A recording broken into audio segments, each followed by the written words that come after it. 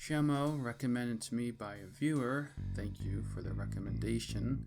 It was pretty clear to me after the first chapter that this wasn't a typical seinen. It's very, very dark. It started back in 1998, went through its ups and downs, and ended in 2015. Writer Izo Hashimoto and illustrator Akio Tanaka had some legal disputes during the process of Shamo, but I think what was left behind is a decent manga that can be hard to digest, but despite its flaws, it's interesting. But it leaves you both depressed and unfulfilled. I'd categorize it more like a crime graphic novel. Sure, there's some things I don't like about it, especially the ending, but what I like most about Shamo. There isn't a good guy. Our so-called protagonist here, Ryo, he isn't sympathetic. In fact, he starts off pretty hateable. He's a villain, but not like an anti-hero, he's just pure evil, which becomes a somewhat reoccurring theme involving certain characters trying but failing to make him change his ways. He assaults women, he brutalizes people, and though this story is focused mainly on fighting, like, boxing or martial arts, he fights dirty and does whatever he can do to win or survive. The very start of the manga is a shocking cut to a young boy, Ryo, standing over his dead parents that he just killed. There is no redemption for this character, and the system completely fails him. So yeah, Ryo kills his parents when he's 16. Why? It's never really clear. Best guess is that he was a gifted student that was just pushed constantly to be better at his studies, and he couldn't take the pressure anymore. He's shipped off to a juvenile reformatory, and it gets graphic right away. Like, this is what these places actually are like. Lots of assaults and torture. Well, Ryo has to learn to defend himself and fights back. It's obvious he has a few screws loose, so he's not afraid to fight anyone despite size differences. Eventually, a sensei of sorts, Kenji, takes a liking to Ryo and helps him learn karate. A couple of years later, he gets out. Does he change his ways? Nope. He just settles nicely into a life of crime, prostitution, drugs, yakuza. A much more realistic outcome for someone like this.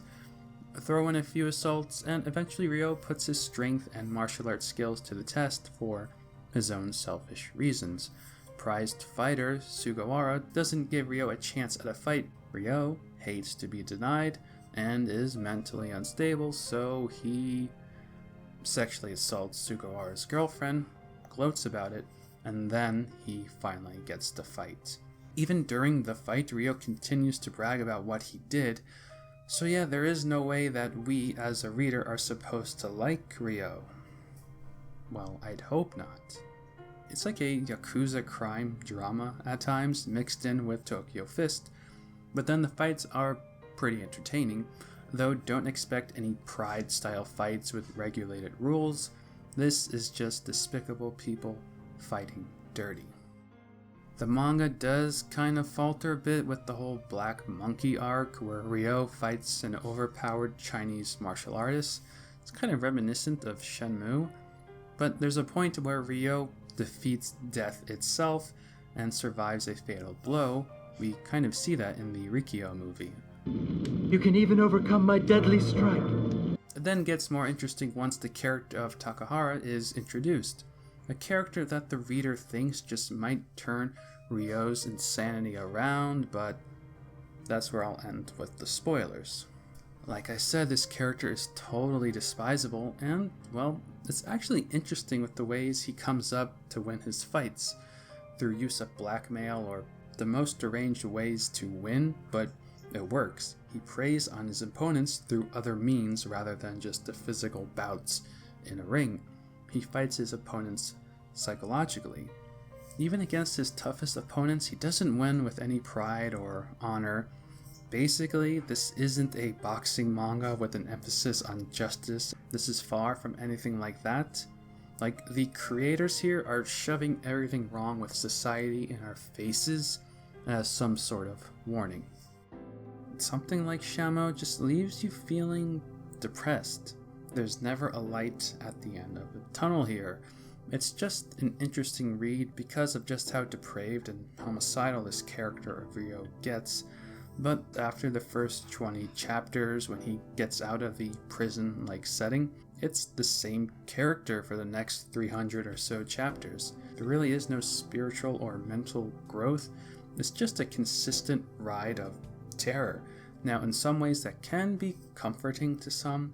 We can relate to bad moments in our life in fiction more so than anything positive, I think. It can help in one way or another, sure, even if it's to make ourselves feel better, that we aren't doomed to a life like this.